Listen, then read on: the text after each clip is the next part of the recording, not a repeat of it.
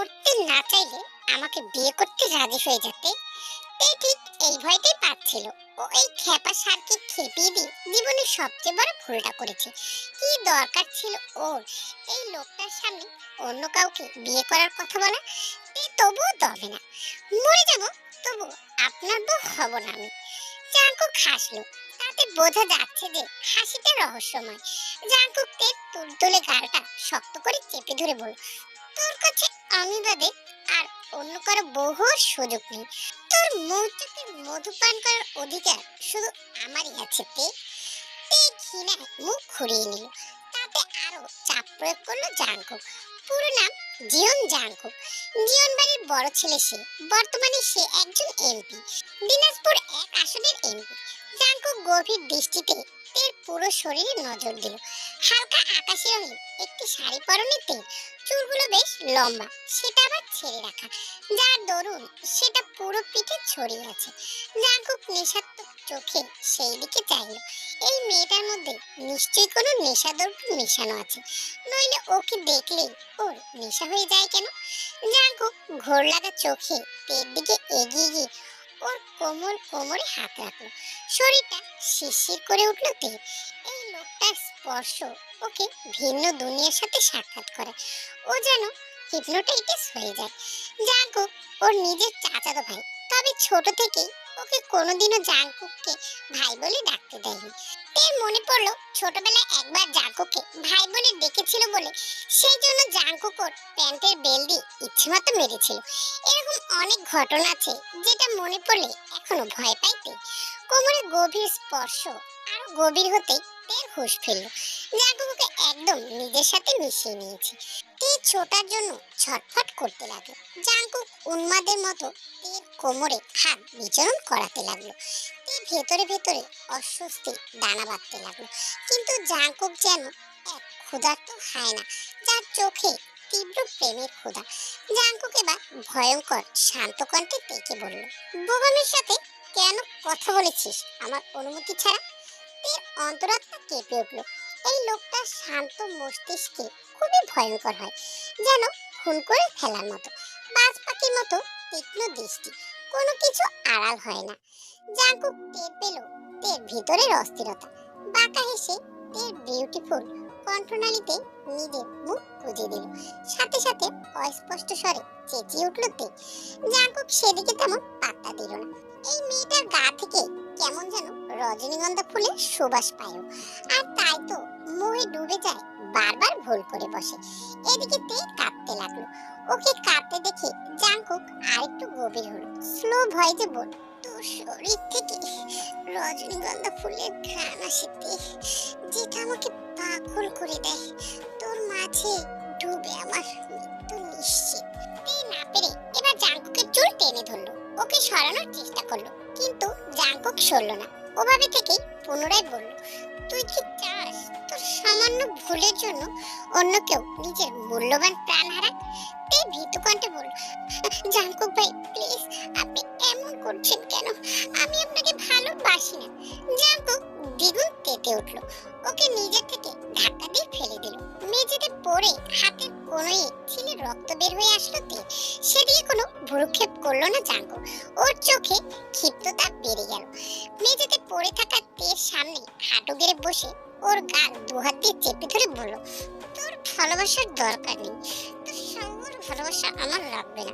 আমি ভালোবাসি মানে ভালোবাসা হলো। আর তাছাড়া তুই আমাকে ভালোবাসবি কেন? তুই তো ওই বোগামকে ভালোবাসিস, তাই না? ওর সাথে ঘুরতে যাস। আমার যার ইচ্ছে আমি তার সাথে ঘুরতে যাব, আপনাকে বলার প্রয়োজন মনে করি না। জাঙ্কুক খেপে গিয়ে ওর গাল আরো চেপে দিল। ঝুঁকে ওর লিপস্টিক পরিহিত ঠোঁটে সময় নিয়ে চুমু খেলো। চুমুটা ছিল হিংসার বহিঃপ্রকাশ। জাঙ্কুক ঠোঁট ছেড়ে দিয়ে নিজের ভেজা ঠোঁট মুছে বলল, নেক্সট টাইম ঠোঁটে এসব বালছাল লিপস্টিক লাগাবে না, ইভেন কিছুই লাগাবে না। ন্যাচারাল ঠোঁটে চুমু খাওয়ার মজাই আলাদা বলে চোখ টিপ দিয়ে বেরিয়ে গেল। তাজ্জব আর অবাক হয়ে গেল। ও বুঝতে পারছে না একে এমপি কে বানালো, লুচ্চামি ছাড়া আর কিছুই পারে না।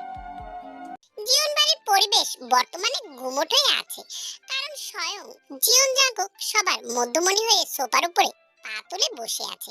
আর ওর ঠিক সামনের সোফায় জিয়ন জাঙ্কুকের বাবা মানে কিম নামজুন বসে আছে। আশেপাশে ওর মা চাচি দাঁড়িয়ে আছে। জাঙ্কুক আইসে সোফায় কাইলি বলল, দুদিন বাড়িতে ছিলাম না আর তোমরা আমার বিয়ে ঠিক করে ফেলেছো। তোমরা কি ভেবেছো আমি কিছুই জানতে পারবো না? এতটা বোকা কিভাবে হলে তোমরা? তোর রূপ মানে? দেখ জাঙ্কুক, তুই তের থেকে দূরে থাক, ওকে ওর মতো থাকতে দে। আমি চাই না তোর ছায়া আমার মেয়ের উপর পড়ুক।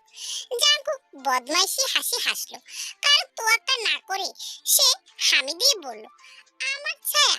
সে তো আমার খুব সূক্ষ্ম জিনিস, ওর উপর তো আমার পুরো শরীর পড়ে থাকবে। কিম নামজুন কেসে উঠলে, কি নির্লজ্জ ছেলে তার, এর মুখের কোনো ব্রেক নেই। তের মতো মেয়েকে কিছুতেই ওর অনিশ্চিত জীবনের সাথে জড়ানো যাবে না। তুমি কিন্তু এবার বেশি বাড়াবাড়ি করছো জাঙ্কুক। আমার ভাইয়ের সাথে আমি বেইমানি করতে পারবো না। তুমি তের থেকে দূরে থাকবে ব্যাস। বরং আমি আজকেই ওর সাথে চিপকে থাকবো। Wait and watch. কি করতে চাইছো তুমি পরিষ্কার করে বলো। জাঙ্কুক কিছু বললো না। তবে কিছুক্ষণ পর জিয়ন বাড়ির ড্রয়িং রুমে প্রবেশ করলো ওর ভাই সুগা। ওর পেছনে দুটো লোক একটি বুড়ো লোককে চ্যাংদোলা করে নিয়ে এসেছে। লোকটা হাত পা ছুটছে নামার জন্য। জাঙ্কুক বাঁকা হেসে উঠে দাঁড়ালো। তারপর ভাইয়ের কাঁধ চাপড়ে তার কাজের জন্য বাহবা দিল। সুগা সদরে তা গ্রহণ করলো। কাজীকে নামিয়ে দিয়ে লোক দুটো ওকে ঘিরে দাঁড়ালো। ড্রয়িং রুমের সবাই বোঝার চেষ্টা করছে কি হতে যাচ্ছে। নামজন স্থির হয়ে দাঁড়িয়ে, তার ধুরন্ধর ছেলে সবটা সাজিয়ে গুছিয়ে মাঠে নেমেছে। জাঙ্কুক কাজীকে উদ্দেশ্য করে বলল, এমপি জিয়ন জাঙ্কুকের বিয়ে পড়াবেন আপনি, অনুভূতিটা বলেন। কাজী শ্বাস গিলে নিল। এই লোকটা খুব খারাপ, রীতিমতো ওনাকে ঘুম থেকে তুলে নিয়ে এসেছে। জাঙ্কুক কাজীকে বসতে বলে। সবাইকে থমথমে মুখে ওর দিকে চেয়ে থাকতে দেখে বলল, আমার দিকে শকুনের মতো তাকিয়ে থেকে কোনো লাভ নেই। তোমাদের এটা আগে ভাবা উচিত ছিল। আমার কথাটা একবার মাথায় আনার দরকার ছিল। যাই হোক, আমি থেকে আনতে যাচ্ছি। এখন ওরা আমার বিয়ে হবে। পুরো ঘরে বিস্ফোরণ ঘটিয়ে জাঙ্কুক উপরে চলে গেল। নামজুন সুগার উপরে ধমকে উঠলেন, তোমার ভাই না হয় একটা সাইকো, তুমি তো সুস্থ, ওকে কিভাবে সাই দিলে অসভ্য ছেলে। সুগা অবিরাম চোখের পলক ফেলে বাবাকে বলল, আমি শুধু ভাইয়ের কথা মেনেছি, আর তুমি এমন লাফাচ্ছ কেন? তোমারই তো ছেলে, যা হচ্ছে হতে দাও। ওদের কথার মধ্যেই উপর থেকে জাঙ্কুককে আসতে দেখা গেল। সিঁড়ি বেয়ে নামছে সে। জাঙ্কুক আজকে একটি কালো শার্ট পরা, সাথে কালো প্যান্ট, চুলগুলো কপালের উপরে ছড়িয়ে আছে। রাজনৈতিক নেতা হিসেবে পারফেক্ট। জাঙ্কুক তেকে কোলে নিয়ে নামছে।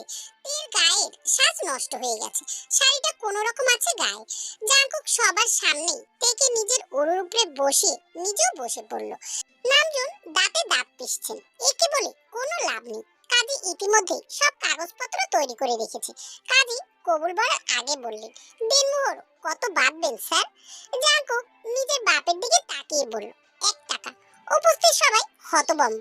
জীবন বাড়ির ছেলে মাত্র 1 টাকা দেনমোহর দেবে, এটা আবার কেমন কথা? নামজুন বিরোধিতা করে বলে উঠলেন, অসম্ভব, আমার ছেলে হয়ে মাত্র 1 টাকা দেনমোহর দিয়ে বিয়ে করতে পারো না, আরো বেশি দেনমোহর লেখাও। জাঙ্কুক বলল, আমার দাদা দাদিকে 25 পয়সা দেনমোহর দিয়ে বিয়ে করেছিল, তুমি মাকে 50 পয়সা দিয়ে বিয়ে করেছো, আর আমি তো পুরো 1 টাকা দিয়ে বিয়ে করছি। ইটস কল বংশের পরম্পরা। নামজুন রেগে চুপচাপ রইল। কাজী জাঙ্কুককে কবুল বলতে বললে জাঙ্কুক ফটাফট কবুল কবুল কবুল বলে ফেলল। তের সারা শরীর কেঁপে উঠল। ছোট্ট 3টি শব্দ, অথচ এর ওজন অতি কঠিন। শেষমেশ জাঙ্কুককে বিয়ে করতে হবে ভেবে কান্না এসে গেল। বাবা বেঁচে থাকলে মোটেও এটা হতে পারতো না। এবার কাজী তেকে কবুল বলতে বলল, কিন্তু তে পুতুলের ন্যায় বসে রইল। ওকে নড়াচড়া করতে না দেখে জাঙ্কুক ওর কোমরে চাপ প্রয়োগ করলো, খামচে ধরলো জায়গাটা। তে নড়ে উঠলো। জাঙ্কুক ওর কানের কাছে মুখ নিয়ে বলল, কবুল বলে দিতে, রাত পার হয়ে যাচ্ছে, বেশিক্ষণ অপেক্ষা করালে এখানেই বাসরের ডেমো দেখিয়ে দেব। তে কাঁদতে কাঁদতে সেই মধুর অথচ বিষাক্ত 3টি শব্দ উচ্চারণ করলো, কবুল কবুল কবুল। আর তারপর বিয়েটা হয়েই গেল অবশেষে। তে জলাশক্ত চোখ নিয়ে নিচের দিকে তাকিয়ে রইল। একে একে ড্রয়িং রুম থেকে সবাই বিদায় নিল। চালের ঘরটাকে একটি নিস্তব্ধ কোঠরি মনে হচ্ছে, প্রাণীর একটি জায়গা।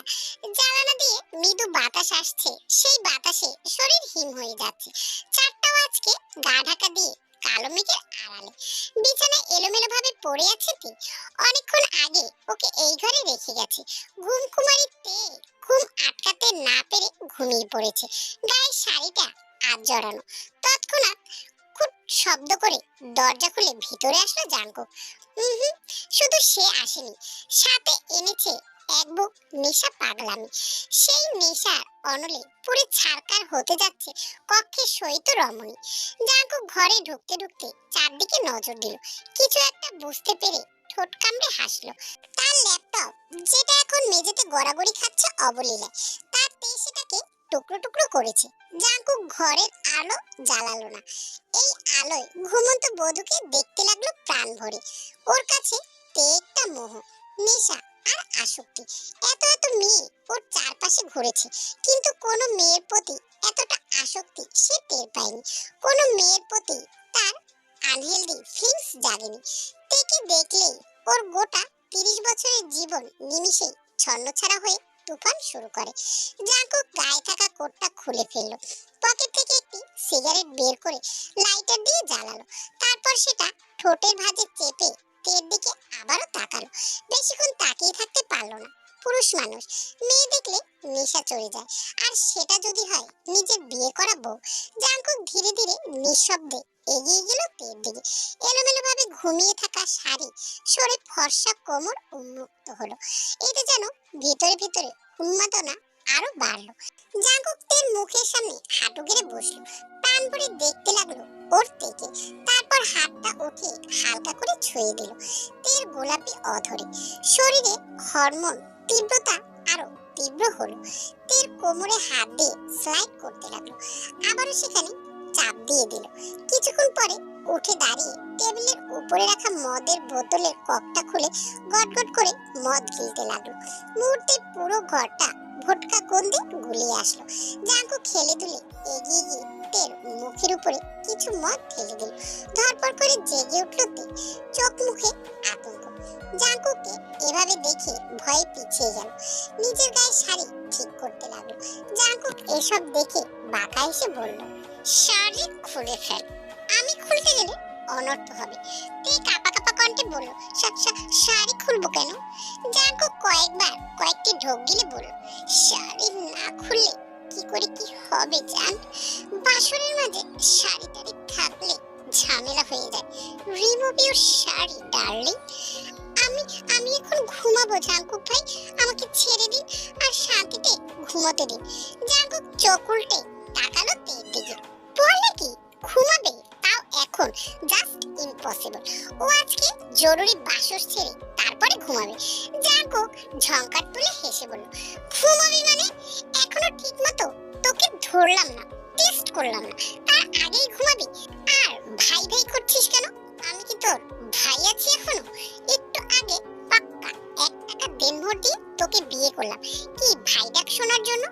তের অন্তঃপুর ছারখার হয়ে যাচ্ছে। শেষমেশ কি এই লোকটা ওর শরীর ছবে? হ্যাঁ, ছুতেই পারে, কারণ এখন তে জাঙ্কুকের হালাল বউ, যার সাথে শারীরিক মেলামেশা করতে পারে। তে শুকনো ঢোক গিলে গলা ভিজিয়ে নিল। জাঙ্কুক ঝুঁকে আসলো তের উপরে, ঠিক যতটা ঝুঁকে আসলে নিঃশ্বাস মিলে যায়। তের বুকের কাপড় খামচে ধরল, অনুরোধ করে বলল, পিপি প্লিজ জাঙ্কুক ভাই, আমাকে ছেড়ে দিন, আমার ভাল লাগছে না। বাসর রাতে কোনো ছাড়াছাড়ি নেই, ছেড়ে দিলে তুই ফুরুত। আমি এমপি জিওন জাঙ্কুক হয়ে যদি বিয়ের রাতের প্রথমে বিড়াল মারতে না পারি, তাহলে লোকজন আমার পুরুষত্ব নিয়ে গালমন্দ করবে। দয়া করুন প্লিজ। জাঙ্কুক এবার রেগে গেল। মদের বোতল থেকে কিছু মদ তের গলার ভাঁজে ঢেলে দিল। তে নাকের পাটা ফুলিয়ে নিল। জাঙ্কুকের গায়ের শার্টটি টেনে হিসেবে এক প্রকার ছেড়ে ফেলল। বোতামগুলো এক একটা কোথায় গিয়ে পড়লো কে জানে। হুইস্কিটা টেবিলে রেখে ধীরে ধীরে গন্তব্যের দিকে এগিয়ে যেতে যেতে বলল, আমার ডিএনএ গুলো বড্ড বেপরোয়া ডার্লিং। তোমার শরীরের প্রতিটি ভাঁজের প্রতিটি রক্ত কণিকায় আজকে সেটা ছড়িয়ে পড়বে। বি রেডি মাই জান। চোখের কোনা অজানা কারণে জ্বলে উঠলো। নিজের উপরে নিজের ঘৃণা লাগছে। কিছু করার নেই এখন, সবটা হাতের বাইরে। জাঙ্কুকের দুপা ধরে নিজের কাছে টেনে আনলো। তে দু চোখ খিচে বন্ধ করে নিল। জাঙ্কুকের গলার ভাঁজে নজর দিল। হুইস্কি ঢেলে দেওয়ার জন্য জায়গাটা ভিজে আছে। আরো নেশা উঠে গেল। জাঙ্কুক তের গলার ভাঁজে মুখ গুজে দিল। লম্বা করে শ্বাস টেনে নিল। তে বিছানার চাদর খামচে ধরলো। জাঙ্কুক গলার ভাঁজে ছোট ছোট চুমুতে ভরিয়ে দিল। তারপর মুখ উঠিয়ে তের বিউটি বোনের মধ্যে নিজের দাঁত দ্বারা আক্রমণ করলো। তের চোখে জল চলে আসলো। জাঙ্কুক ডুবে আছে নেশার দুনিয়ায়। ওর তের দিকে কোনো খেয়াল নেই। আস্তে আস্তে জাঙ্কুক তের গা থেকে শাড়িটা খুলে ফেললো। সেটার জায়গা হলো মেঝেতে। বুকের ভাঁজে চুমু খেয়ে নিজের উন্মাদনা জাহির করতে লাগলো। ধীরে ধীরে নিজেকে বিলীন করলো তের মাঝে। একসময় সেই তাণ্ডব থামলো। তের জ্ঞান নেই। জাঙ্কুককে নিজের বুকের সাথে মিশিয়ে মাথায় চুমু খেয়ে গায়ে ব্ল্যাঙ্কেট জড়িয়ে ঘুমিয়ে পড়ল।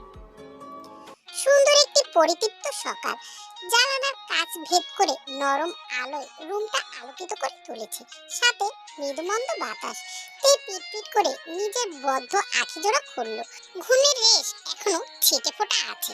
আড়মোড়া ভেঙে উঠতে নিলে শরীরের ব্যথা টের পেল। তৎক্ষণাৎ নিজের উন্মুক্ত গায়ের দিকে তাকিয়ে লজ্জায় দিশেহারা অবস্থা। কালকে রাতে ওই সব মুহূর্ত, আর তারপর লোকটা অস্থির উন্মাদ আচরণ, সবটা যেন এক ঝড়।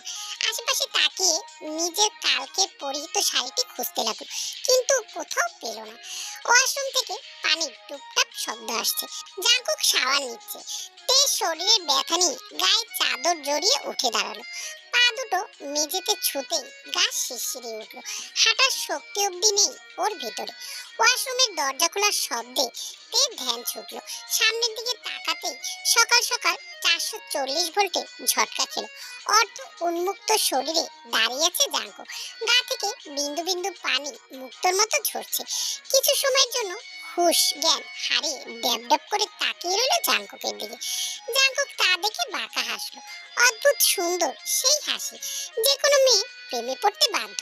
জাঙ্কুক তের কানের নিকটে অধর ছুঁয়ে ফু দিল। শিউরে উঠে লজ্জায় চিবুক গলায় ঠেকালো তে।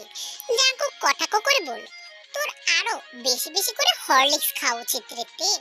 জাস্ট একটু চেপে ধরলাম আর তুই জ্ঞান হারালি। নেক্সট টাইম কিন্তু অজ্ঞান হলেও ছাড়বো না। কান গরম হয়ে গেল লজ্জায়। দ্রুত সেখান থেকে পালিয়ে গেল তে। জাঙ্কুক সাদা পাঞ্জাবি পায়জামা বের করে ঘরেই তৈরি হয়ে নিল। আজকে মন তার বেশ ফুরফুরে। লোকে ঠিকই বলে বউ হলো হৃদশান্তির মূল। জাঙ্কুক আয়নার সামনে দাঁড়িয়ে নিজের গলা বুক দেখতে লাগলো। সেখানে তেল দেওয়া নখের চিহ্ন। গোসলের সময় পানি পড়ায় হালকা জ্বলেছে। পাঞ্জাবি টেনে জায়গাগুলো ঢেকে দিয়ে গুনগুন করে বলতে লাগলো, পথের ঘাটে হয় না পিমিতি, ও গোলাপি, খাওয়াইলি কি রসের জেলাপি। একদম ফার্স্ট ক্লাস লুকে নিজেকে দেখলো আয়নার মাঝে। আজকে একটি সমাবেশ আছে। এমপি হিসেবে এটা ওর প্রথম সমাবেশ।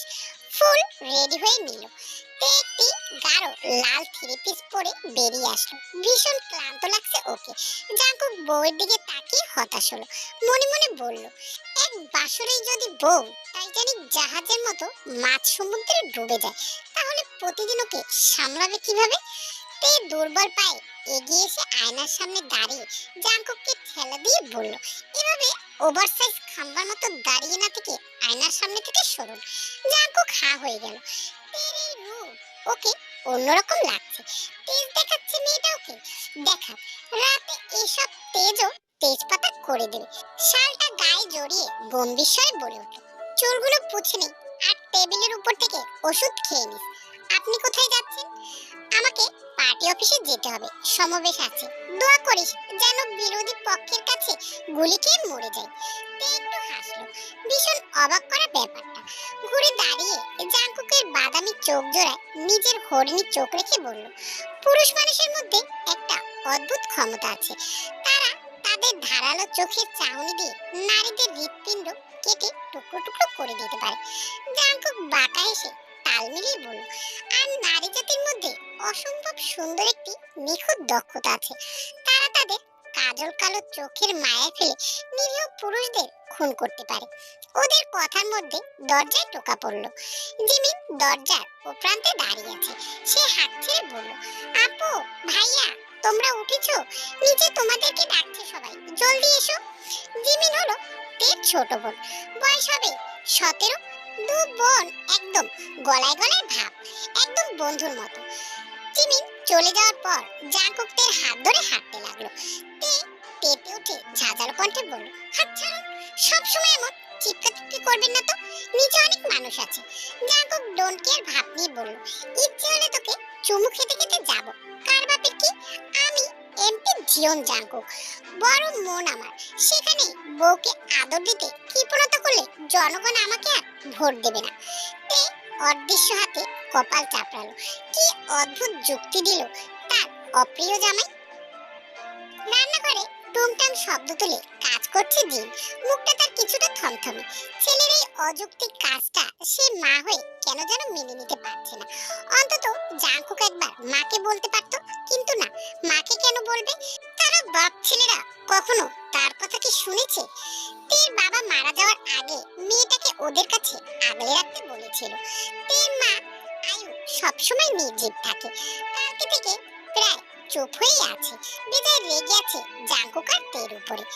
জিন সবকিছু টেবিলে সাজিয়ে গুছিয়ে আবার রান্নাঘরে আসলো। ততক্ষণে আয়ু এসে নিজের কাজ করতে লাগলো। তার মুখটা গম্ভীর। এসে থেকে একটাও কথা বলেনি জিনের সাথে। খাবার টেবিলে নামজুন, সুগা, জিমিন সবাই উপস্থিত। জিমিন আর চোখে সুগার দিকে তাকাচ্ছে, আবার কিছুটা ভয়ও পাচ্ছে। কারণ কালকে সে একটি নতুন টি শার্ট চুরি করে নিয়েছে সুগার থেকে। এখন ভয় আছে যদি চাচ্চু আর আম্মুর সামনে বলে দেয় তাহলে নির্ঘাত কেলানি আছে। কাচুমাচু মুখ করে টিপ টিপ দৃষ্টিতে সে সুগার দিকে তাকালো। সুগা ফোনের দিকে তাকিয়ে আছে। জিমিন স্বস্তির নিঃশ্বাস ফেলল, যাক, বাঁচা গেল। কিম নামজুন গম্ভীর মুখে বললেন, লর্ড সাহেব কোথায়? তাকে এখনো দেখতে পেলাম না যে। আর তেমা কোথায়? সুগা জবাব দেওয়ার আগেই ছটপটে জিমিন বলে উঠল, আপুর ভাইকে আমি একটু আগেই দেখে এসেছি, এখনই এসে যাবে। সুগা বিরক্তি চোখে জিমিনের দিকে তাকিয়ে মনে মনে ঝাড়ি দিল। বাবার সামনে এই পটপট করা হাসির বাচ্চাকে কিছু বলতেও পারেন। জিমিন ভীতু নজরে সুগাকে দেখলো। ওর এই লোকটাকে একটু ভালো লাগে না। জিমিন চুপ রইল। এর মধ্যে উপর থেকে নেমে আসতে দেখা গেল জাঙ্কুক আর তেকে। সবাই ঘাড় ঘুরিয়ে তাকালো ওদের দিকে।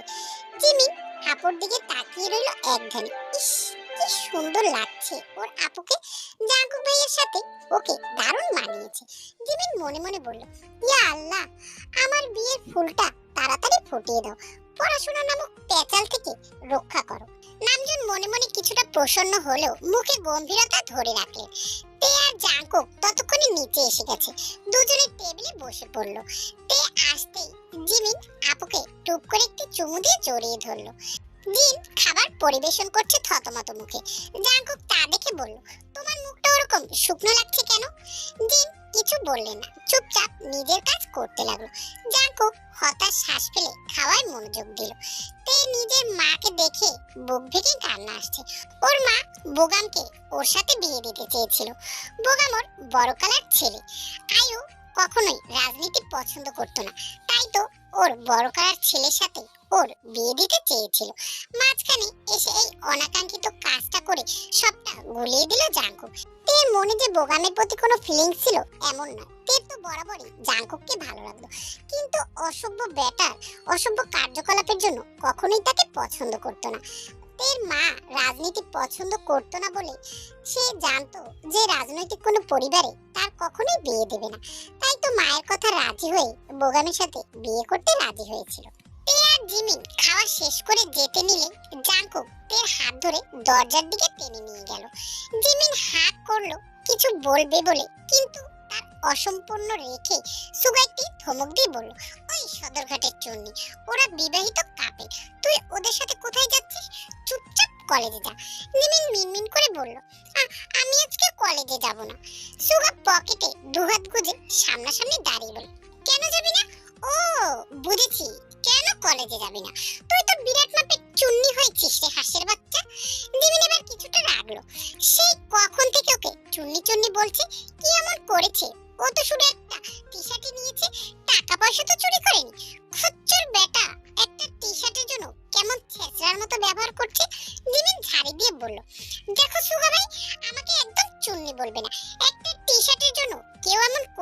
জানতাম না। এমন ভাব করছো যেন কত দামি, সেই তো ফুটপাত থেকে 50 টাকায় কিনেছো। সুগা চমকে তাকালো। কত বড় বেয়াদব তৈরি হয়েছে ভাবা যায়। একে সহবাদ শেখাতে হবে, রেগুলার ভাষা শিক্ষা একাডেমিতে নিয়ে ক্লাস করাতে হবে। সুগা থমকে বলল, চুরি করে আবার বড় গলায় কথা শোনাচ্ছিস বেয়াদব? আমার শার্ট আমি ফুটপাত থেকে কিনি আর শপিং মল থেকে কিনি, তাতে তোর কি? তুই কেন চুন্নির মতো চুরি করবি? জিমিন কিছু বলতে যাবে তার আগেই আয়ু এসে মেয়েকে ধমকে উঠলো। কলেজে যেতে তাড়া দিল। দুজন দুজনের দিকে আগুন চোখে তাকিয়ে বিদায় নিল। তে দরজার কাছে এসে জাঙ্কুকের হাত ঝাড়া দিয়ে বলল, দেখুন জাঙ্কুক ভাই, প্লিজ আপনি আপনার বেহায়াপনাগুলো এভাবে সবার সামনে জাহির করবেন না। আমার অসহ্য লাগে। আপনার জন্য আজকে মা আমার সাথে কথা বলছে না, সব হয়েছে আপনার জন্য। জাঙ্কুক কিছু বলল না, কিন্তু অনুতপ্ত হলো না। ওর কাছে যেটা ঠিক মনে হয়েছে ও সেটাই করেছে। ওর মনে হচ্ছে আসল দোষটা আয়ুর। তিনি কেন বোগামের সাথে তের বিয়ে ঠিক করতে চাইবেন? জাঙ্কুক এতদিন দেখে শুনে যাকে আগলে রাখলো, তাকে কিভাবে অন্যের হাতে তুলে দেবে? জাঙ্কুক যুক্তি দিয়ে বলল, আমার মাও তো আমার সাথে কথা বলছে না, আমি কি ফ্যাসফ্যাস করে কাঁদছি? দুদিন পরে এমনি সব ঠিক হয়ে যাবে। তে জাঙ্কুকের নিবু দৃষ্টি দেখলো। কি আজব এই লোকটা। জাঙ্কুক তের হাত দুটো নিজের হাতে নিয়ে তাতে মৃদু চুমু দিয়ে শালটা গায়ে জড়িয়ে বেরিয়ে গেল। তে ঝাপসা চোখে সেই গমন পথে তাকিয়ে রইল। ওর কাছে হঠাৎ সবকিছু কেমন যেন শূন্য শূন্য লাগছে। অন্তঃপুরে পড়ে ছারকার হচ্ছে। কি হবে এই অজানা বিয়ের ভবিষ্যৎ? ও জানে আয়ু কখনোই জাঙ্কুকে নিজের জামাই হিসেবে মেনে নেবে। পুরো ভার্সিটি প্রাঙ্গণে উল্লাস নেমেছে, বেড়েছে হাজারো জনতার ভিড়। দিনাজপুরে আজকে তাদের নবনির্বাচিত এমপির প্রথম সমাবেশ। উৎসুক লোকজনের কাছে আজকের দিনটা বেশ আনন্দময়। অবশেষে সমস্ত অপেক্ষা ধৈর্যের অবসান ঘটিয়ে একটি কালো মার্সিডিজ গাড়ির সাথে 5টি কালো গাড়ি এসে ভার্সিটির গেটে থামলো। সাংবাদিকগুলো আগে থেকেই প্রস্তুতি নিয়ে রেখেছে। গাড়ি থেকে নামলো সাদা পাঞ্জাবি পরিহিত এক সুদর্শন পুরুষ। চোখগুলো যার বাদামি রঙের, মুখে সমসময় গম্ভীর ভাব আইটে আছে। ঘন গোফের আড়ালে গোলাপি অধর দুটো নজর কাড়া, এক আলাদা সৌন্দর্য বহন করে। জাঙ্কুক হাত উঠিয়ে সবাইকে থামালো। ইউনো পাশেই হাঁটছে। নেতাকর্মীগুলো এগিয়ে এসে ওকে স্পেশাল আসন গ্রহণ করালো, ফুলের মালা দিয়ে বরণ করলো। প্রাণপ্রিয় নেতাকে পেয়ে সবাই ঠেলাঠেলি করে সমাবেশে হাজির হয়েছে। জাঙ্কুক গোফে দু আঙুল চেপে পরিস্থিতি বোঝার চেষ্টা করতে লাগলো। ইউনো পাশ থেকে বলল, ভাই আজকে অন্তত আপনার বিখ্যাত গালিগুলো দেবেন না। ভাবি মনে হয় টিভির সামনে বসে আছে। জাঙ্কুক হালকা করে কেশে নিল। সে রাজনৈতিক ছেলেপেলেদের সাথে গালাগালি করে, এটা তার অভ্যাস। কিন্তু বউয়ের জন্য সে তার অভ্যাস বদলাতে পারবে না। এইসব ছোট লোকের কারবার সে করতে অনিচ্ছুক। সে ইয়নোর উপর দুটো ভয়ঙ্কর গালি ছুড়ে বলল, সৌন্নতি বালের কাহিনী শুনো সমারে। আমি কি তোর ভাবিকে ভয় পাই নাকি? বেডি মানুষ দুইটা টোকা মারলে দুদিন বিছানায় গড়াগড়ি খাবে, তাদের আবার ভয় পাওয়ার কি আছে? ইয়নো কপাল চাপড়ালো। একে কোনো কথা বলাই বেকার। জাঙ্কুক বেশ ভাবসাপ নিয়ে পায়ের উপরে পা তুলে বসলো। কিছুক্ষণ পরে ভুরু কুঁচকে গেল। সামনের লোকজনের মধ্যে একদল ঠেলাঠেলি শুরু করে দিয়েছে। একে অপরের উপর হাত পা তুলে দিচ্ছে। ঠান্ডা মেজাজ চট করে খারাপ হয়ে গেল। দাঁত কিরমির করে বলল, বলের সমাবেশ আসছে আমার। সৌবন নাতিরা সমাবেশে আসছে না আমার পিন্ডি চটকাতে আসছে? এদের পিছনে লাথি মেরে বের করে দেওয়া দরকার। ক্ষিপ্ত মেজাজে উঠে দাঁড়ালো জাঙ্কুক। কিছুক্ষণ ভাষণ দিয়ে গোফে হাত দিয়ে কিছু ভাবলো। মুখে বাঁকা হাসি ঝুলিয়ে পাশে থাকা ইয়োনোকে কিছু বলল। জনগণের কাণ্ডে ওর মস্তিষ্ক খেপিয়ে তুলেছে। যত সব এই সমাবেশ টমাবেশ ওর ভালো লাগে না। শুধু ভদ্রতা বজায় রাখতে আসা। চারিদিকে পুলিশে পাহারা দিচ্ছে। এরকম কড়া গার্ডে আশেপাশে উপচে পড়া ভিড় ভাট্টায় আরো বাড়ছে। এভাবেই কাটলো কিছু সময়। আর তারপরে দুম করে একটি শব্দ, আর চারদিকে হই হুল্লা। কেউ বোমা মেরেছে। জনগণের মধ্যে আতঙ্ক সৃষ্টি হয়েছে। তারা প্রাণী দৌড়াদৌড়ি করছে। পুলিশ লেগেছে তাদের নিরাপত্তা দিতে। স্টেজে বসে মিটিমিটি হাসছে। সবটাই পর্যবেক্ষণ করছে জাঙ্কুক। পকেট থেকে ফোনটা বের করে কাউকে এই দৃশ্য ভিডিও পাঠালো। ওপাশ থেকে রাগের আভাস পাওয়া গেল। ইউনো ভিড় ঠেলে এসে বলল, ভাই কাজটা কি ঠিক হলো? এতগুলো মানুষের ক্ষতি হচ্ছে, বোমাটা না মারলেই। ওকে পুরো কথা বলতে না দিয়ে খেকিয়ে উঠল জাঙ্কুক। এমনিতেই ওর আজকে ব্যাড লাক যাচ্ছে। জীবনের প্রথম সমাবেশ, জঘন্য অনুভূতি। বার্লির জনগণ সাউয়ার নাতি সব। বাড়িতে বউয়ের কুরকুরানি আর বাইরের জনগণে উফ, জীবনটা তেজপাতা। জাঙ্কুক সামনের দিকে তাকিয়ে বলল, রাজনীতিতে একটা প্রবাদ আছে, নিজের স্বার্থ হাসিল করতে যাকে সামনে পাবে তাকেই ব্যবহার করো। আমিও তাই করলাম। এই নিরীহ জনগণ আমার স্বার্থ সিদ্ধির মূল মন্ত্র। আজকে ওদের আমি নিজের কার্য হাসিল করতে ব্যবহার করলাম। তুই এসব বুঝবি না, যা। কথাটা বলে দুহাত পিছনে মুড়ে দাঁড়ালো জাঙ্কুক। ওর কাছে ক্ষমতা একটি নেশা, যার মোহে অন্ধ হয়ে যা কিছু করতে পারে। এজন্য প্রচুর শত্রু জন্মিয়েছে। তবে জাঙ্কুক এত কাঁচা খেলোয়াড় না। আজকের পরে হয়তো এটা আরো বুঝতে পারবে। পুরো খেলা ঘুরিয়ে দিতে মোক্ষম চালটাই দিল ও। জীবন বাড়িতে ছোট্ট একটি হইচই লেগেছে। নামজন দীর্ঘদিন ধরে রাজনীতি করছেন, তাই তিনি এসব একটু হলেও বুঝতে পারছেন। ছেলে তার তীক্ষ্ণ বুদ্ধি নিয়ে চলে। টিভিতে নিউজ দেখে কিছুটা চমকে উঠেছেন তিনি। বাড়ির প্রত্যেকটা লোক আজকে সমাবেশ লাইভে দেখছে। এর ভিতরে অজানা অস্থিরতা বেড়ে উঠেছে। কি আশ্চর্য, ওর কি লোকটার উপর অনুভূতি জন্মাতে শুরু করলো নাকি? ওই ধূর্ত লোকটার মধ্যে কিছু তো আছে, না হলে এতদিন অনুভূতির জন্ম না নিল হঠাৎ একদিনের মধ্যে কিভাবে? লোকে সত্যিই বলে, পুরুষ মানুষ যেমন মোহ করতে পারে তেমনি ভালোবাসায় নিঃস্ব করতে পারে। তে চুপচাপ উঠে উপরে চলে গেল। নির্জন রাত, নীল চাঁদের নরম আলোয় চারপাশে এক রহস্য তৈরি করেছে। যেই রহস্যের উদ্ঘাটন করা একমাত্র মনে হয় জাঙ্কুকের দ্বারাই সম্ভব। নদীর পাড়ে হাঁটু মুড়ে বসে আছে জাঙ্কুক। ওর পাশেই ওর দিকে তীক্ষ্ণ দৃষ্টি নিক্ষেপ করে আছে ইউনো। ভয়ে ভয়ে মাঝে মাঝে শুকনো ঢোক গিলে গলাটা ভিজিয়ে নিচ্ছে। জাঙ্কুকের হাতে রক্তে মাখামাখি। লাল লাল রক্তের উপর পরিহিত সাদা পাঞ্জাবি রাঙিয়ে দিয়েছে। সামনে পড়ে আছে ঘাটের ট্রলারের মালিক জ্যাকসন। ধর থেকে মাথাটা আলাদা করে ঘাসের উপরে বিছিয়ে রেখেছে। জাঙ্কুক সে রঞ্জিত লাশের পাশে বসে আছে নির্বিকার ভঙ্গিতে, যেন এটা ওর নিত্যদিনের কাজ। জাঙ্কুক পাশে থাকা লাল তরল পদার্থ থেকে কিছুটা খেলো। নেশা চড়েনি, শুধু মাথাটা ঝিমঝিম করছে। এসব তুচ্ছ জিনিসে ওর নেশা হয় না। ওর নেশা হয় শুধু একজনের উপস্থিতিতে, আর সেটা হলো তে। জাঙ্কুক সুর টেনে ইউনোকে বলল, এই আদবড় মালটার রক্ত রেখে দিস, ভবিষ্যতে কাজে লাগবে। ইউনো জ্যাকসনের লাশের দিকে তাকিয়ে জিজ্ঞাসা করলো, ভাই, জ্যাকসনের অপরাধ কি ছিল? না মানে ওকে এভাবে নির্মমভাবে মারলেন যে?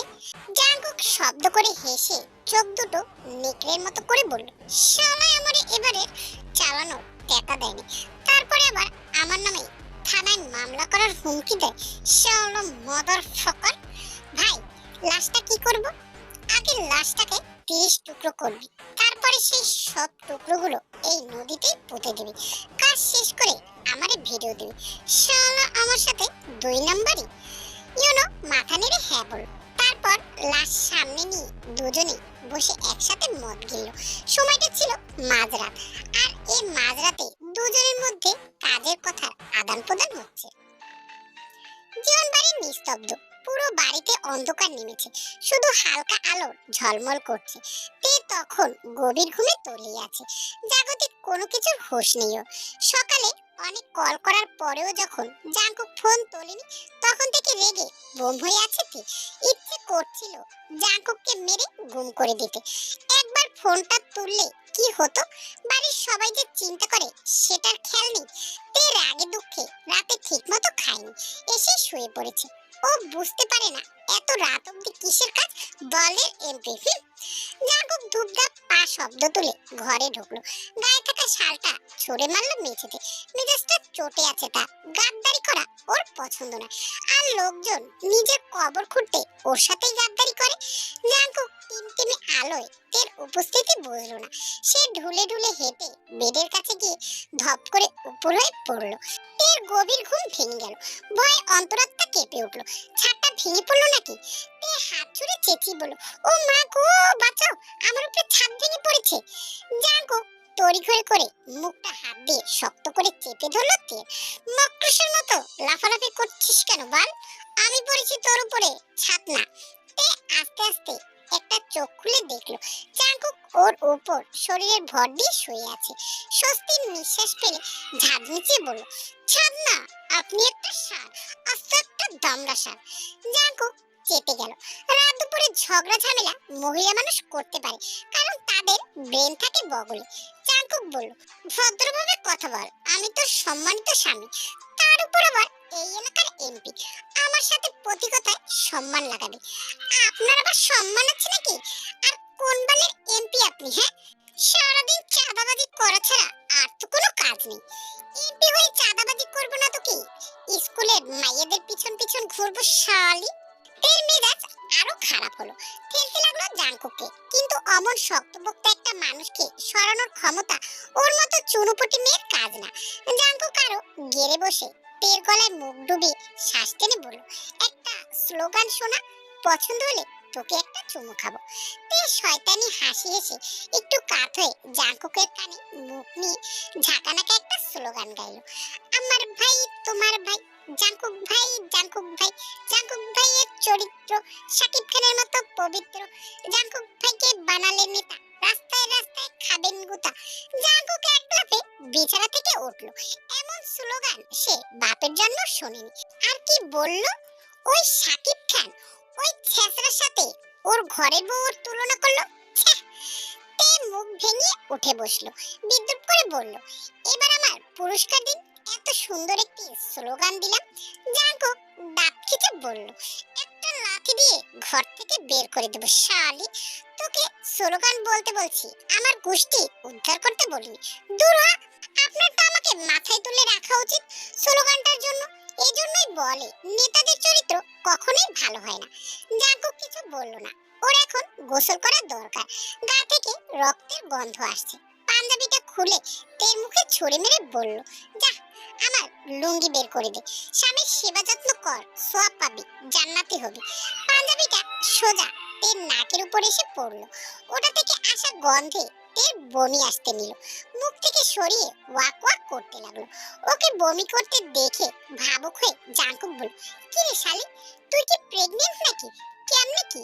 আমি তো শুধু একবারই বাসর করলাম, এরই মধ্যে তুই প্রেগনেন্ট হয়ে গেলি?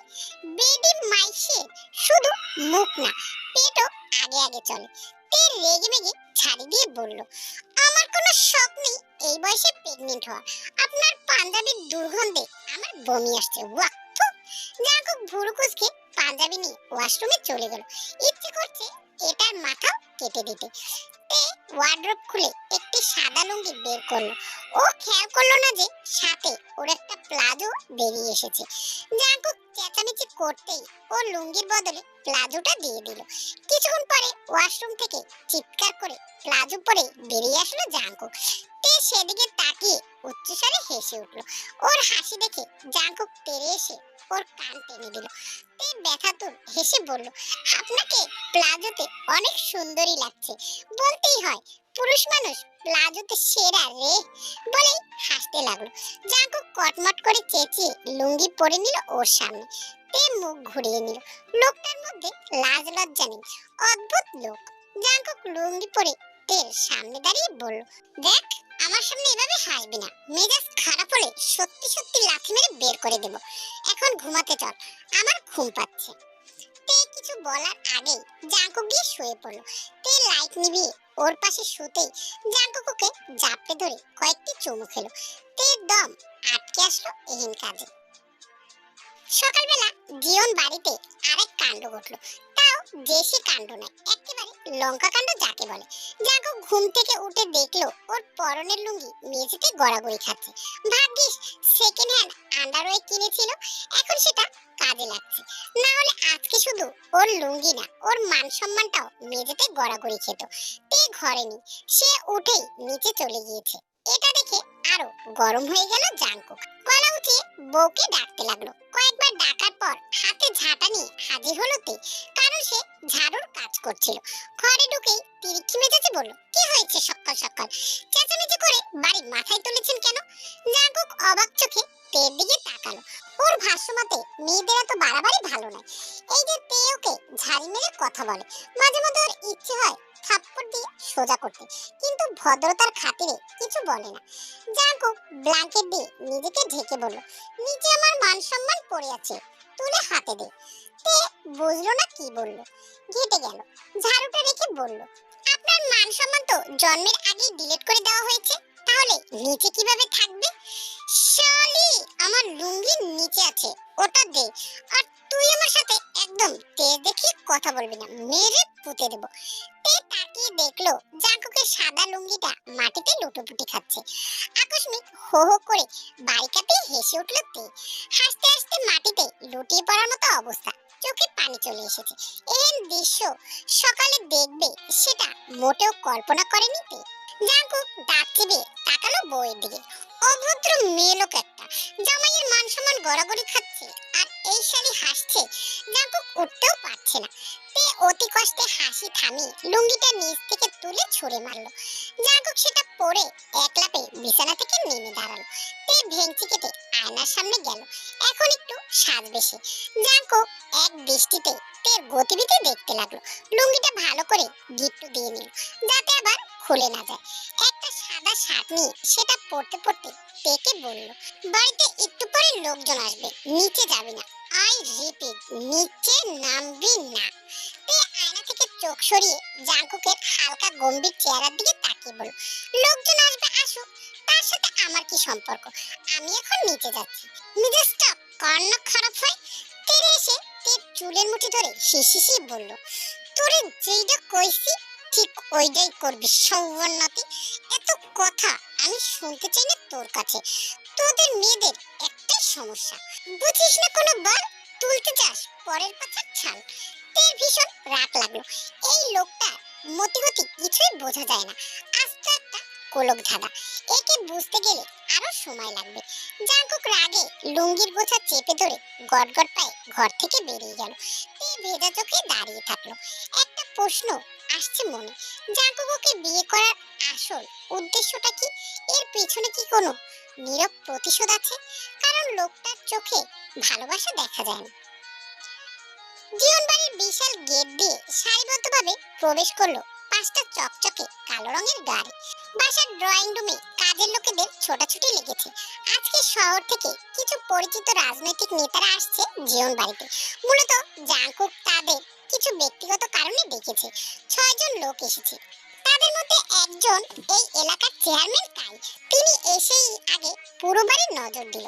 সবাই একে একে ড্রয়িং রুমে বসলো। সুগা সবাইকে ওয়েলকাম করছে। বাড়ির মেয়েরা কেউ নিচে নেই, সবাইকে কড়া স্বরে জাঙ্কুক বারণ করে দিয়েছে। জাঙ্কুক সিঁড়ি দিয়ে নিচে নামতে নামতে তার বাদামি চোখ দিয়ে তীক্ষ্ণ দৃষ্টিতে চারদিকে দেখে নিল। লুঙ্গি ধরে ভাবভঙ্গি গম্ভীর রেখে সামনের দিকে এগিয়ে আসলো। কাইয়ের ঠিক সামনাসামনি সোফায় পায়ের উপরে পা তুলে বসলো। ও বসতেই আগে উপরের দিকে তাকালো, সঙ্গে সঙ্গে তে সরে গেল দোতলার বারান্দা থেকে। জাঙ্কুক সামনে তাকিয়ে দেখলো কাই সেদিকেই তাকিয়ে কেমন যেন জিভ নাড়ছে। খুব ঠান্ডা মাথায় ব্যাপারটা লুকালো জাঙ্কুক। ঠোঁটে হাসি ঝুলিয়ে কাইয়ের দিকে তাকালো। কাই বললে, কি হইছে বাপ, হঠাৎ আমারে তোর বাড়িতে আইতে কইলি? কণ্ঠে কৌতুক কাইয়ের। জাঙ্কুক দাড়িতে হাত বুলিয়ে নিজেকে শান্ত করলো। ওর পাশে সুগা দাঁড়িয়ে আছে, তারও মুখটা অতিরিক্ত গম্ভীর। কাইয়ের ঢাকায় অনেক পণ্যের ব্যবসা আছে, তলে তলে 2 নম্বরই করা তার পেশা।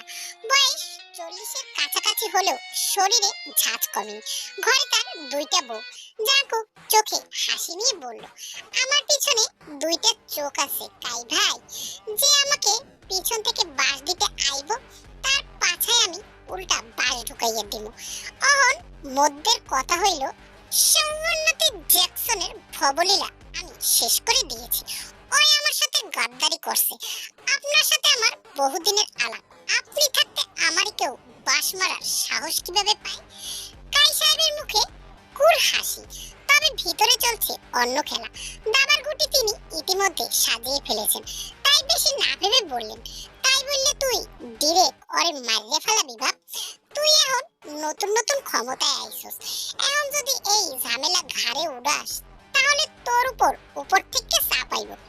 উপরের মাইরে আমি আমার সাথে যেই গাদ্দারি করব, তারে আমি দুনিয়ার মাঝে আর শ্বাস নেওয়ার সুযোগ দেব না। তাই প্রসন্ন হলেন। এই ছেলে তেজ আছে, আর এই তেজ তাকে তার উদ্দেশ্য পূরণ করতে সাহায্য করবে। তিনি এবার কিছু একটা ফিসফিস করে বললেন, ওইসব আলাপ স্যার, শুনলাম তুই নাকি বিয়ে করছস। জাঙ্কুক লুঙ্গির খোঁট ছেড়ে সোফায় গা এলিয়ে বসলো, একদম খাপে খাপে কাই কথা বলছে, যার বিপরীত অর্থ বুঝতে সময় লাগলো না জাঙ্কুকের। জাঙ্কুক পাশে দাঁড়ানো সুগাকে ইশারায় চলে যেতে বলল। সুগা মাথা নাড়িয়ে উপরে চলে গেল। ওর যাওয়ার শেষ পর্যন্ত দেখে জাঙ্কুক বলল, আর কতকাল একা থাকবো, বয়স তো কম হলো না আমার, এখন বিয়ে না করলে বাচ্চা কাচ্চা ফোটানোর তো আর সময় পাবো না। কাই তাল মিলিয়ে বলল, একদম খাঁটি কথা কইছস, তবে আমার যে একটা আবদার ছিল তোর কাছে। আরে রাজনীতি শিরায় শিরায় আমার, আর আপনি হইলেন আমার নীতিবান ভাই, আপনার একটা কেন হাজারটা আবদার আমি শুনবো। অন পেশাল বাদ দিয়ে কর কি আবদার। কাই গা ছেড়ে কেসে বলল, তোর বউটা কিন্তু একেবারে খাসা হইছে। কথা হইল ভাই, তোর খাইশ পূরণ হইলে আমার দিকটাও দেখিস। জাঙ্কুক ঠোঁটের কোণে কর্নিশ বাটিয়ে হাসলো। হাসলো চোখ দুটো পদ্মের পাতার মতো। সে উঠে দাঁড়িয়ে কায়ের দিকে কিছুটা ঝুঁকলো, কানের গোড়ায় মাথাটা এগিয়ে দিয়ে কায়দা করে হুমকি স্বরূপ বলল, মনে হইতেছে আমার হাতে আরো একটা খুন হতে যাচ্ছে। এই ব্যাপারে আমি কিন্তু একদম পিওর নির্দোষ। আসলে হাত চুলকানি উঠলে মনটা খালি উকি মেরে কয়, যা জাঙ্কুক যা, এমপি হওয়ার সুবাদে একটু হাতটা চালিয়ে নে। কাই হাসলো, এই খেপাটে সারকে খেপিয়ে তুললে জব্বর জিনিস হাতছাড়া হয়ে যাবে, কিন্তু কি আর করার, এমন টসটসে মাইয়ে দেখলে মাথা ঠিক থাকে না। তিনি কিছু বললেন না। জাঙ্কুক পূর্বের জায়গায় বসে ফোনে কাউকে কিছু একটা মেসেজ লিখে দিল। কিছুক্ষণ পর ডান লেখা উঠতেই রহস্যময় হাসলো, কিছু একটা হতে যাচ্ছে। কাই লোকজনের সাথে বেরিয়ে আসতে আসতে জাঙ্কুককে বলে গেল, বউ না হোক শালি সই। জাঙ্কুক কিছু বলল না, মুখে ক্রূর হাসি নিয়ে তাদের যাওয়ার পানে তাকিয়ে রইল। কাইরা চলে যেতে জাঙ্কুক তার চাচির রুমে গেল। তার চাচি আয়ু আড়াল থেকে রান্নাঘরে বসে তাদের সব কথাই শুনেছে। আয়ু এই জন্যই রাজনৈতিক কোনো ব্যক্তিকে পছন্দ করে না। রাজনীতিতে জীবনের কোনো নিশ্চয়তা নেই। এতদিন তো তার মেয়ে দুটো ভালোই ছিল। জাঙ্কুকের সাথে বিয়ে হওয়ার কারণে আজকে তার মেয়ে দুটোর উপর নজর পড়েছে। তার মেয়েরা কি ভালো থাকতে পারবে?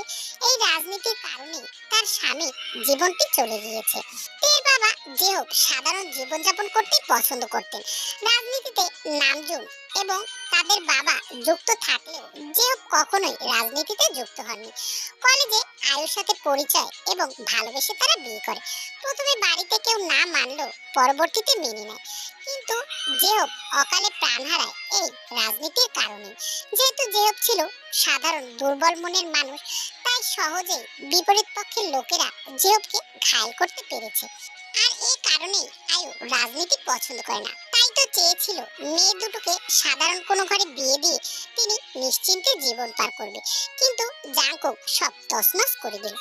জাঙ্কুক আয়ুর রুমে ঢুকতেই দেখে আয়ু রাগী দৃষ্টিতে তার দিকেই তাকিয়ে আছে।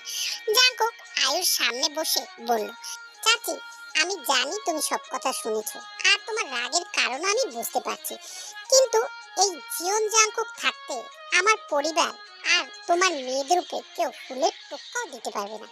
চাচা ছিল হিরো, ভালো মানুষ, তাই অকালে প্রাণ দিয়েছে। কিন্তু এই জীবন জাঙ্কুক ভিলেন, সে মানুষ ভালো না, তাই তার গায়ে ফুলের টোক্কা দেওয়া কারো সাহস নেই। যে আমার আর আমার পরিবারের দিকে চোখ তুলে তাকাবে তার আগে তার ধ্বংসলীলা হয়ে যাবে।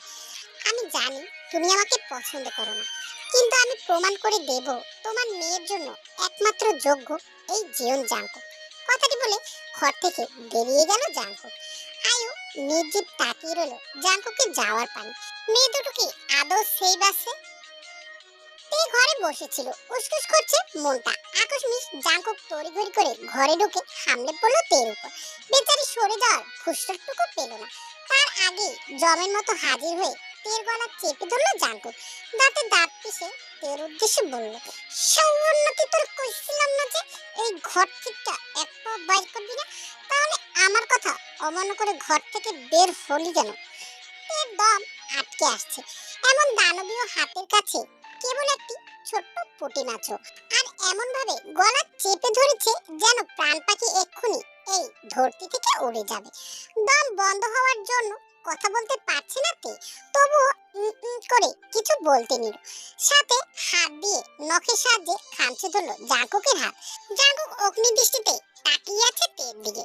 তে ছটফটানি দেখে গলা ছেড়ে বলল, আমি জীবনে যতটুকু খারাপ হয়েছি সেটা শুধুমাত্র তোর জন্য। আজকেও তোর জন্য আমার হাত রক্তে রক্তিত হবে। তুই তো এটাই চাস। তে ঝাপসা চোখে চেয়ে অনর্বল বলল, আপনি এসব কি বলছেন? মাইয়া মানুষের এই একটাই সমস্যা, কোনো কথা একবার বলে বুঝতে পারে না। আমি সত্যি বুঝতে পারিনি। জাঙ্কুক আগুন চোখে তাকালো, অপেক্ষা করতে লাগলো কিছু হওয়ার। বারবার সে তার চোখ মোবাইলে নিবদ্ধ করছে, সাথে একটু চিন্তিতও লাগছে। জাঙ্কুক ঘর জুড়ে পায়চারি করতে লাগলো। তে এই সুযোগে ঘর থেকে বেরিয়ে যেতে চাইলো, কিন্তু তার আগেই জাঙ্কুকে দরজা আটকে দিল। সময়টা প্রায় দুপুর, গোসলের সময়। তে তেরা নজরে একবার তাকালো, বলল, আমাকে আটকে রেখেছেন কেন? ছাড়ুন, আমি আম্মুর ঘরে যাব। জাঙ্কুকে যেতে দিল না, হাত ধরে টেনে বিছানায় এক প্রকার ছুঁড়ে ফেললো। লুঙ্গির গিঁটটা ছেড়ে দিয়ে ওর উপরে পুরো ঝুঁকে গেল। ঝুঁকে যাওয়ার জন্য কপালে কিছু চুল এসে পড়েছে জাঙ্কুকে। বাদামি বর্ণের চোখ জোড়া ভীষণ আকর্ষণীয়, যেন কোনো গভীর সমুদ্র, যার মাঝে একবার হারিয়ে গেলে কুল কিনারা পাওয়া যাবে না। জাঙ্কুক ওর হাত দিয়ে তের হাত চেপে ধরে বলল, আমার লিপস্টিক দিয়েছি সৌন্নতি। তে কাপা গলায় বলল, আমার ইচ্ছা হয়েছে তাই দিয়েছি, তাতে আপনার কি সমস্যা? জাঙ্কুক তের ঠোঁটে ঠোঁট ছুঁয়ে ওভাবেই ঠোঁট রেখে বলল, আজকাল বাইরে গেলেও মন টিকছে না, শুধু মনে হয় আমার তে আমার থেকে অনেক দূরে সরে যাচ্ছে। আপনার কাছে কবে ছিলাম আমি? জাঙ্কুক ওর কথা জবাব দিল না। গলায় যেখানে চেপে ধরেছিল সেখানে গভীর দৃষ্টিতে তাকিয়ে বলল, ব্যথা পেয়েছিস তে? তে ডুকরে কেঁদে দিল এবার। ইতিমধ্যে চোখের কার্নিশ ভিজে উঠলো তার। নিজে ব্যথা দিয়ে আবার জিজ্ঞেস করছেন ব্যথা পেয়েছে কিনা। অভিমানে মুখ ঘুরিয়ে নিল তে। জাঙ্কুক তের গলা থেকে ওড়না সরিয়ে উন্মুক্ত করে দিল ফর্সা গলা। প্রথমেই নজর আসলো কালচে দাগ। মুখ দাবিয়ে সেখানে অধর ছুঁয়ে দিল। সর্বাঙ্গে কম্পন ধরে গেল তে। কি গভীর স্পর্শ! লোকটার স্পর্শে ওর নারীসত্তা বিদ্রোহ হয়ে যুদ্ধ ঘোষণা করছে। জাঙ্কুক গলায় অসংখ্য চুমু খেল। জিজ্ঞাসা করলো অশান্ত কণ্ঠে, মনে রাখিস, তোকে আমিই মারবো, আবার আমি গভীরভাবে আদর করব। আর কেউ যেন তোর একটা পশমও স্পর্শ করতে না পারে। ভুলেও যদি কেউ তোর দিকে খারাপ উদ্দেশ্যে হাত বাড়ায়, তো আমি জীবন জাঙ্কুক তার মৃত্যু নিজের হাতে লিখব। বুকটা কেঁপে উঠলো অজানা আতঙ্কে। এমন ভাবে কেন কথা বলছে আজকে লোকটা? তের ইচ্ছে হলো ওই পুরুষালী বক্ষে মাথা থেকে একটি দীর্ঘশ্বাস ছাড়তে। জাঙ্কুক একটি হাত তের কামিজের ভিতরে ঢুকিয়ে কোমরে রাখলো। জোরে সোরে সেখানে চেপে ধরে নিজের অতীব নিকটে নিয়ে আসলো নারী দেহটিকে। গলায় ঠোঁট গুজে আবারও অশান্ত লাগামহীন ঘোড়ার মতো ছুটে চুমু খেতে লাগলো। ধীরে ধীরে মুখটা তুলে নিজের দাড়িযুক্ত অমসৃণ গলাটা ঘষে দিল তের মসৃণ গালে। কুকিয়ে উঠল তে। তা দেখে জাঙ্কুক যেন নিয়ন্ত্রণ হারিয়ে ফেললো। স্থান কাল পাত্র ভুলে বসলো। অধরে অধর মেশানোর আগে কর্কশ কণ্ঠে ঘর কাঁপিয়ে ফোনটি বেজে উঠল। ছেড়ে দিল তেকে। উঠে দাঁড়িয়ে বুড়ো টান টান করে ফোনটা তুললো। স্ক্রিনে ইয়োনোর নাম ভাসছে। কানে ধরতেই বলল, ভাই, কাজ হয়ে গেছে। চেয়ারম্যানের গাড়িতে বোমা বিস্ফোরণ হয়ে গেছে। আপনি টিভি খুলে নিউজ দেখুন। জাঙ্কুক ঠোঁট বাঁকিয়ে হাসলো। তপ্ত দুপুর, রোদের তাপে জনজীবন অতিষ্ঠ প্রায়। মহাসড়কের কাছে কালো রঙের গাড়িটা জ্বলে পুড়ে ছাই হয়ে যাচ্ছে। আশেপাশের লোকজন অতিরিক্ত ভিড়। আরো 4টে গাড়ি ছিল, কিন্তু সেই গাড়িগুলো অক্ষত। কিন্তু চেয়ারম্যানের গাড়িটা কেউ একজন বোমা মেরে উড়িয়ে দিয়েছে। ব্যাপারটা চিন্তা। পুলিশ ইতিমধ্যে এসে তদন্তের কাজ শুরু করে দিয়েছে। জাঙ্কুক ড্রয়িং রুমে টিভির সামনে দাঁড়িয়ে আছে। সে সবটা দেখছে। ঠোঁটে সবসময়ের মতো বাঁকা হাসি ফুটে উঠেছে। পুরো গাড়িটা হৃদয়ে পোড়া জায়গায় মলমের মতো কাজ করছে। তে সম্পর্কিত কোনো তুচ্ছ জিনিস ওর কাছে মূল্যবান। তাই তো শুধুমাত্র ওর জন্যই প্রথম ও রক্তে হাত রাঙিয়েছে, মেখেছে পাপ নামক কলঙ্কের শব্দ। পুরো ব্যাপারটা আড়ালে দাঁড়িয়ে দেখেছে আয়ু। আয়ু কিছুটা ঢোক গেল, বুঝতে পারলো তের জন্য জাঙ্কুকে একমাত্র উপযুক্ত পাত্র। তের গায়ে কেউ ফুলের টোকা দেওয়ার আগে জাঙ্কুকের মুখোমুখি হতে হবে তাকে। মনে মনে স্মিথ হেসে তের রুমের দিকে পা বাড়ালো। তে তার মাকে দেখে আশ্চর্য হলো। আয়ু তের মাথায় হাত বুলিয়ে বলল, যা হবার তা হয়ে গেছে। এখন জাঙ্কুক তোমার স্বামী, আর জাঙ্কুকের ভালো মন্দ তোমারই দেখার দায়িত্ব। ওর জন্য সবসময় আল্লাহর কাছে দোয়া করবে এবং স্বামী হিসেবে ওকে মেনে নেওয়ার চেষ্টা করবে। আমি যে কারণে রাজনৈতিক কোনো পরিবারের সাথে তোমার বিয়ে দিতে চাইনি, আজ বুঝতে পারছি যে তোমার জন্য রাজনৈতিক পরিবার ঠিক আছে, আর জাঙ্কুক তোমার একদম পারফেক্ট জীবন সঙ্গী। আমি চাই তুমি আর জাঙ্কুক সুখে শান্তিতে সংসার করো। তে তার মায়ের কথা শুনে আশ্চর্য হলো। তার মা বলছে জাঙ্কুককে মেনে নিতে। তে মনে মনে অনেক খুশি, কারণ সে তো জাঙ্কুককে আগে থেকেই ভালোবাসতো, কিন্তু মায়ের কারণে কখনো মুখ ফুটে বলতে পারেনি। আজকে তার মা মেনে নিয়েছে মানে তার জীবন সার্থক। সে তার ভালোবাসার মানুষকে আজ থেকে আরো গভীরভাবে ভালোবাসবে। জাঙ্কুক সেই দুপুরেই বাসা থেকে বেরিয়ে গেছে। এলাকার এমপি বলে কথা, চেয়ারম্যানের মৃত্যুতে সে খুবই শোকাহত। পুলিশের সাথে বিভিন্ন বিষয়ে আলাপ আলোচনা সেরে বাসায় ফিরতে ফিরতে তার অনেক রাত হলো। পুলিশরা তো আর জানে না ঘটনাটি কে ঘটিয়েছে। কাজটি এমন নিখুঁতভাবে হয়েছে যে কোনো প্রমাণ নেই। জাঙ্কুক পুলিশকে সঠিক তদন্ত করতে বলে বাসায় ফিরেছে। তে তখন ঘুমিয়ে আছে। চোখের সামনে বউয়ের ঘুমন্ত মুখ দেখে জাঙ্কুক ঝুঁকে গিয়ে দেখে একটু চুমু দিল। উঠছে না দেখে জাঙ্কুক এবার বাম গালে কামড় বসিয়ে দিল। আকস্মিক এমন কাণ্ডে ভয়ের চোটে তে চিল্লিয়ে লাফিয়ে উঠল। ভূত ভূত বলে চেঁচামেচি করতে লাগলো। জাঙ্কুক হাসতে লাগলো। তে যখন দেখলো ওটা ভূত নয় জাঙ্কুক, তখন একটু শান্ত হলো। তেরে গিয়ে জাঙ্কুকের চুল টেনে দিয়ে বলল, সময় কোথাকার, এভাবে কেউ ভয় দেখায়? জাঙ্কুক চুপ হয়ে গেল। তের দিকে মায়ের দৃষ্টিতে তাকিয়ে হঠাৎই তেকে চাপটে জড়িয়ে ধরলো। তে নিজেও অবাক, হঠাৎ কি এমন হলো? জাঙ্কুক তেকে জড়িয়ে ধরে ওভাবেই শুয়ে পড়লো। জাঙ্কুক তের দিকে পূর্ণ দৃষ্টি নিক্ষেপ করে বলল, আই মিস ইউ জান। থমকে গেল তে, অনুভূতি জাগ্রত হলো। তে নিজেও জাঙ্কুককে অনেক বেশি মিস করেছে, কিন্তু কথাটি মুখে বলতে পারলো না। জাঙ্কুক তের ঠোঁটে নিজে ঠোঁট ডুবিয়ে দিল, আদরের জালে ভাসিয়ে নিল। গলার ভাঁজে মুখ গুজে বলল, আমাকে ভালোবাসিস তে? হ্যাঁ, তে এই লোকটাকে ভালোবাসে। কখন কিভাবে হলো সে জানে না, তবে ভালোবাসে। তে নিজের হাতটা জাঙ্কুকের গালে রেখে বলল, ভালোবাসে। জাঙ্কুক আজকে সহজ স্বীকারোক্তি দিল। সেও ফিসফিসিয়ে বলল, আমি অনেক ভালোবাসি তে তোকে। অপরন্ত একটা সমাপ্তির বিকেলে যদি আমাকে জিজ্ঞাসা করা হয় তোমার শেষ ইচ্ছা কি, আমি বলবো আমার তে একটুখানি ছোঁয়া। তে শান্তিতে নিঃশ্বাস নিল। জাঙ্কুক বউয়ের সারা মুখে মৃদু চুমু দিতে দিতে বলল, আজকে তোকে সুখের সাথে সাক্ষাৎ করাবো বলেই ওর নরম দেহটা নিজের সাথে মিশিয়ে নিল।